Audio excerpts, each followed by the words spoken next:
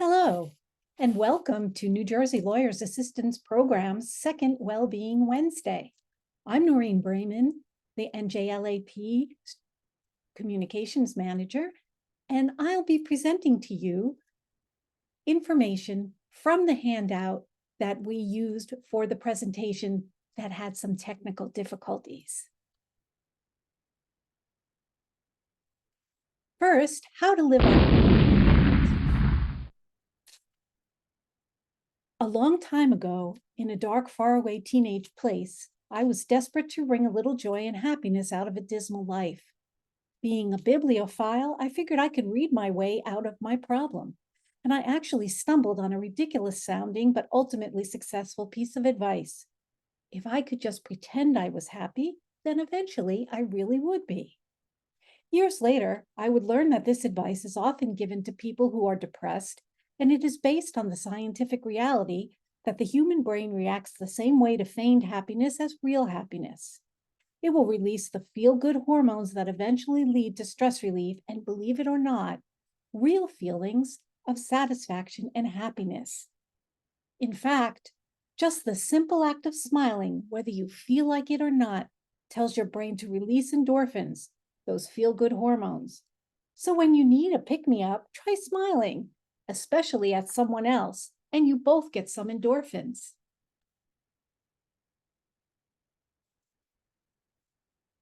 What funny stories can you share? I often tell a story about how writers for Everybody Loves Raymond would sit around a table and ask each other, "What happened at your house last weekend?" The answers to those questions became some of the plots for the show, and many involved situations that, for the characters, were not so funny. However, shifting the audience's perspective to see the ridiculous, absurd, or incongruous side of the disaster created lots of audience laughter. Mental health professionals call this reframing. I'd like to call it today's disaster can be tomorrow's funny story. The 2 times my daughter got her head stuck in railings. Even funnier, because the same thing happened to me around the same age on the Staten Island ferry. Home plumbing calamities that filled the house up with suds into which toddlers disappeared. An overly exaggerated slow motion fall that resulted in no serious injury, but years of offspring retelling the story, complete with choreography. In fact, in the retelling of these tales, they seem to get even funnier. Changing your perspective is an important tool in managing stress, thinking clearly, and moving forward in a challenging situation. What funny story are you fond of repeating for your family? What incident at your house last weekend can be reframed for a smile? The more times you can do this, the better you will be in handling those things that are not so funny. Here are 4 steps to a funny story. Number 1, can you shift your perspective to find something funny or absurd? Number 2, can you visualize in retrospect that everything was mostly okay in the end? Number 3, can you retell this story without hurting someone's feelings? And number 4, remember that in some situations, laughter is not appropriate, but that the return of laughter is a sign that you are healing. How to laugh for the health of it. Sometimes this is called mindful laughter meditation. How can it help you right now? Mindful laughter meditation combines 3 well-being ideas into one. First, you bring your mind to the moment at hand rather than wandering around in the past or the future. Then you start to percolate laughter from deep in your body, gradually moving to full laughter. This is the part where eye contact with your housemates is really important. First time around, maybe more simulated laughter than real laughter, but the good news is your brain does not know the difference. And even better news, laughter has the same effect on your brain as meditation. Here's how to do my family version of mindful laughter meditation that you can also do alone. Sit in a comfortable chair on the floor facing each other. Close your eyes if alone, but better to keep them open with little ones participating. Bring your mind to the present moment by thinking or saying, Today is what day of the week? And I am here. Say that several times in between 3 slow, deep breaths. Tell your children to imagine blowing out a candle. Imagine laughter in your belly. Give out loud instructions to your group, demonstrating as you explain. The laughter wants to get out, but it can only get out slowly. Begin to feel the laughter working its way up your body, becoming a chuckle in the back of your throat. Then a giggle, then full out laughter. Remember, even simulated laughter works. As the laughter loses momentum, repeat. Today is whatever day of the week it is, and here we are, in between 3 deep breaths. It can sound like this. Breathing in. Today is Monday. I am here. Breathe in.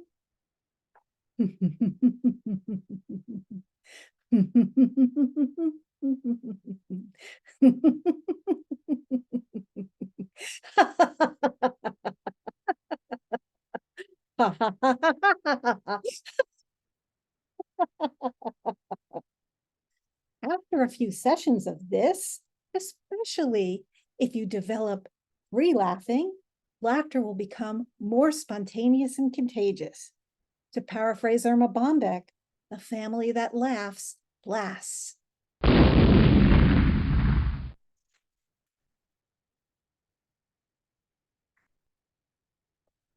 Is baby laughter diabolical? And what can babies teach us about altruism? How can acting like a baby actually help others and boost your well-being? It seems that every day we hear of another study on babies that reveals them to be more than cute and cuddly tabula rasas. For example, while it has been long noted that babies laugh before they can speak, it now appears that baby laughter is part of a survival mechanism passed down from ancient humans who had not yet developed language. Babies laugh because it makes them feel good, not because they have gas, as my pediatrician once told me. Another discovery is that looking into a baby's eyes results in a syncing of brain waves between the baby and you. You might think your brain initiates this, but it is actually initiated by the baby.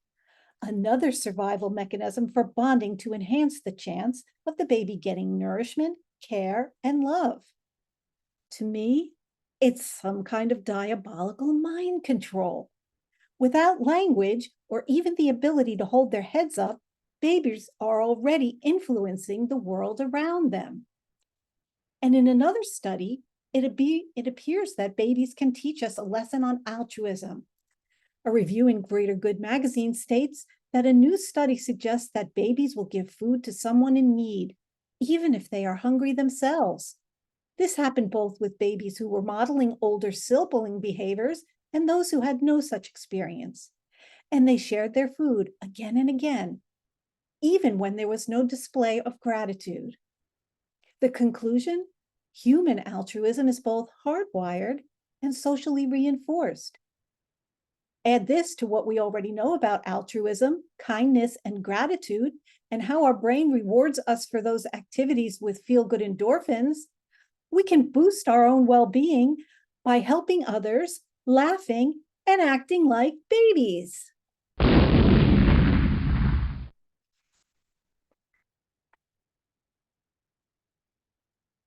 Are you a laughter or a lover? It's the laughter we will remember whenever we remember the way we were. The Way We Were by Barbra Streisand mourns a lost relationship, recalling laughter that once was shared. Just nostalgia?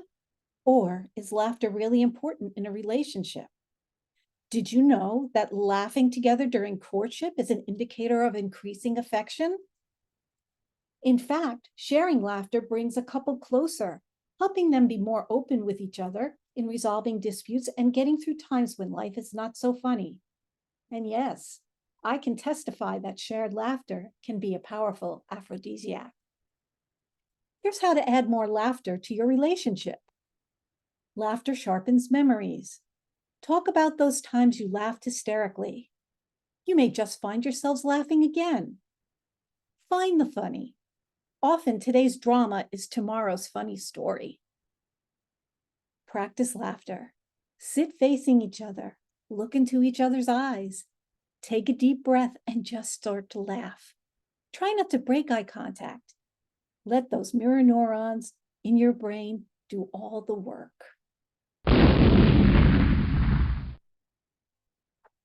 Well, that's the end of the laughter lightning round, but I have something else to teach you.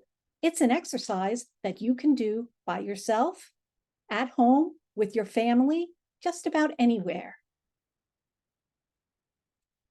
The idea is to find the laughter practice or well-being practice that works for you to build up your resilience for when life is not so funny, so that you may get through this and end up here. The first thing you want to do is think of the laughter sound, ho, ho, ho. This lives in your diaphragm, that kind of Santa Claus belly of laughter. So you take a deep breath, put your hands on your diaphragm like this, and breathe in. Ho, ho, ho. Try that again with me. Breathe in.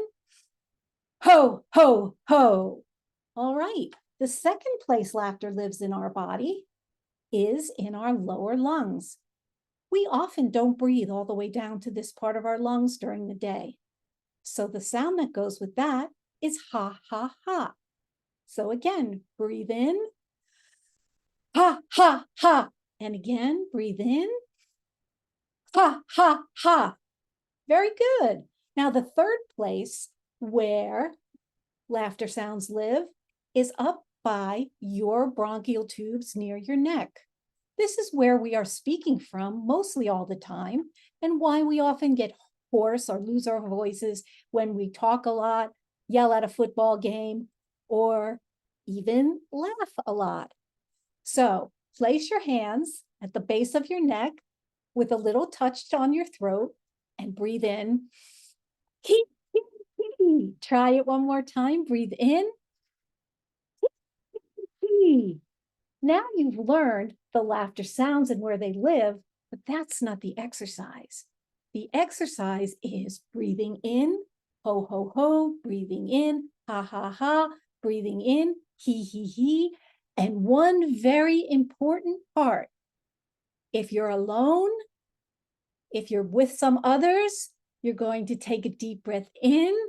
You're going to raise your hands over your head and go, whoosh. This is the most important part. And I can't guarantee the rest of the exercise will work if you don't do it. If you're in a group, we at each other. It often helps spontaneous laughter. So let's try doing the ho, ho, ho, ha, ha, ha, he, we exercise. Don't forget to breathe in between the sounds. Ready? Let's go. Ho, ho, ho, ha, ha, ha, he, whoosh, again. Ho, ho, ho, ha, ha, ha, he, whoosh, again. Ho, ho, ho, ha, ha, ha, he, whee. And for those of you who need a laughter pickup, and maybe you're in your office and don't want to have people coming in like Miss Hannigan saying, do I hear happiness in here? You can put your hand in front of your mouth, blow on your hand. Feel that breath? You can do this exercise silently as long as you can feel breath on your hand. So let's try it. Ready? Breathe in.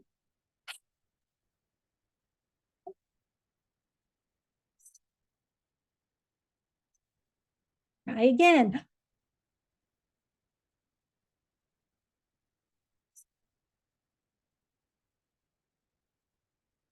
That's only the beginning of exercises that are done in laughter yoga. and you have now found out where laughter lives in your body. Take this exercise home, try it when you're alone, try it with a group, and I hope you've enjoyed these 5 fast facts about laughter.